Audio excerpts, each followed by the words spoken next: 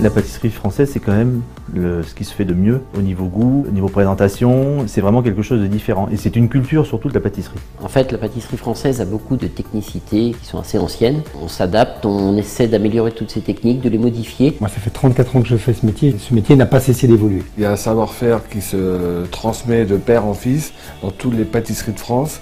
Il y a une vraie encyclopédie, une vraie richesse, un vrai patrimoine qui est aujourd'hui reconnu dans le monde entier. French pastry is known for being innovative and modern and sort of always on the cusp of what's new and what's happening.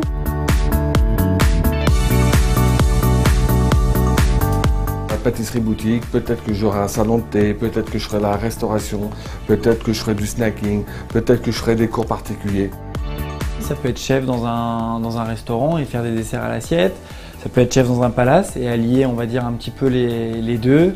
Ça peut être aujourd'hui évidemment professeur, formateur. C'est toutes ces choses qui font que c'est les mêmes métiers, mais c'est des fonctions, une organisation et une vision différente de la profession.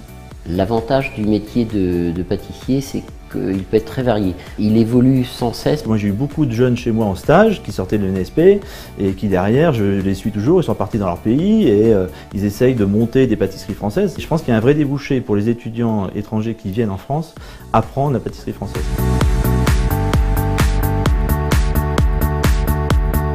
Le NSP, pour moi, c'est la seule école 100% pâtisserie. Et on reste dans un cocon pâtissier. Et ça, c'est extraordinaire. Une infrastructure qui est superbe. On peut travailler, échanger. Le NSP est une école bien spécifique à la pâtisserie. Et en plus, c'est chargé de passer de concours qui sont passés ici, de tas de chefs qui ont été formés dans cette école. The instructors here are so knowledgeable but also inspiring because they're young, they're still excited about this industry.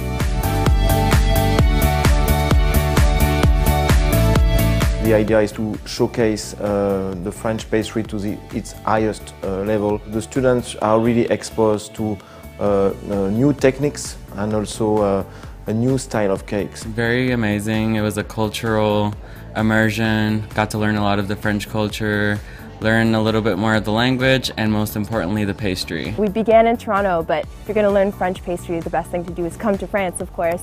Sort of the place to be in France to learn French pastry is, of course, l'École nationale supérieure de pâtisserie. Yeah, the whole time I was like just to see different techniques and experience and try different things. I knew that this was a good opportunity to experience a different culture, learn about different cuisine, and be able to study with people I wouldn't be able to normally work with. The experience here was incredible, but I feel like there was so much to learn, and of course we would love to stay here longer. So we learned new techniques like choux sponge. We learned how to table chocolate properly, how to make nice, perfectly straight éclairs, and those sorts of things. Le NSP est vraiment unique. La réputation n'est plus à faire et pourvu qu'elle dure encore longtemps.